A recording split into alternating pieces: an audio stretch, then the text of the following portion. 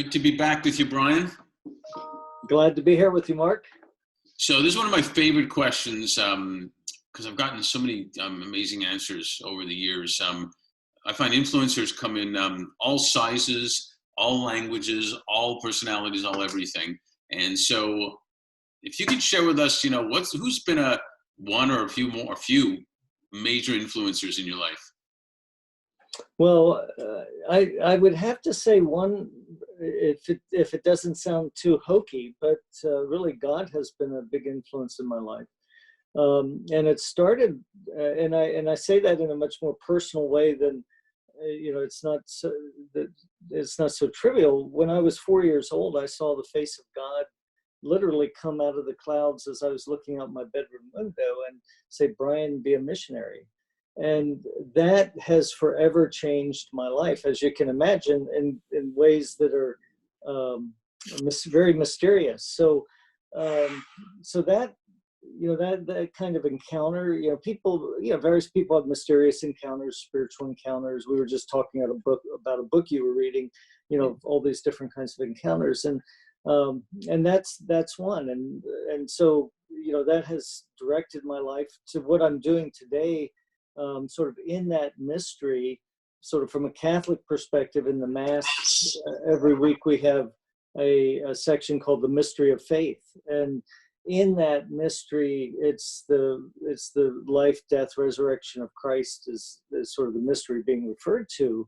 But it makes it that to understand that God, there's much more than we could ever explain or know. So then how I work with others is completely colored by the idea that that there's so much more to know, and it gives a different sense of my own faith, a humble approach to faith. I mean, that's sort of like the big influence in my life. But that's a big one.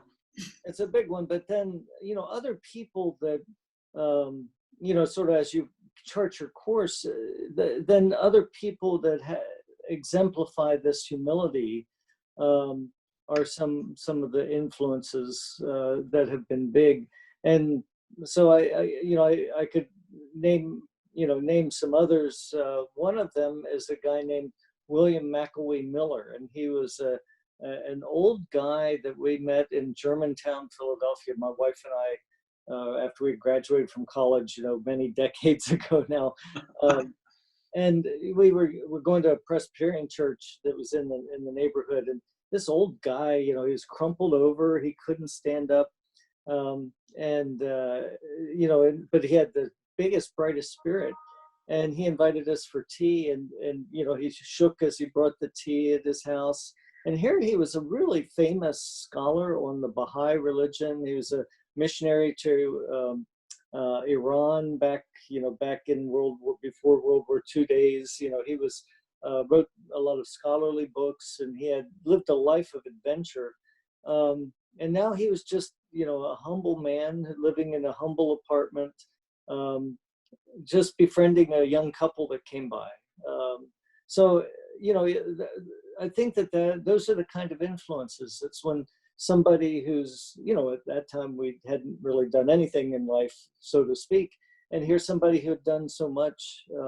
And even to this day, we have some gifts that he gave us hanging on our walls from some of his journeys back in World War II. You couldn't get to Iran or Persia by going through Europe, so he sailed around the other way, and he was in China, and so he got this beautiful set of Chinese sort of coasters that we have on our wall that says Ju Ping no, I forgot it, Ju Tzu Ping An. It's God gives perfect peace.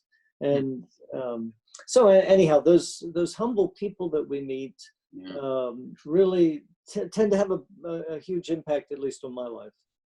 Yes, thanks so much for sharing that. It's that's what I kind of meant by all shapes, sizes, and where they come from. It's not by accident, and it's fascinating to me. Yeah. So that's awesome. Thank you so much for sharing that. Really appreciate it. Yeah, thanks.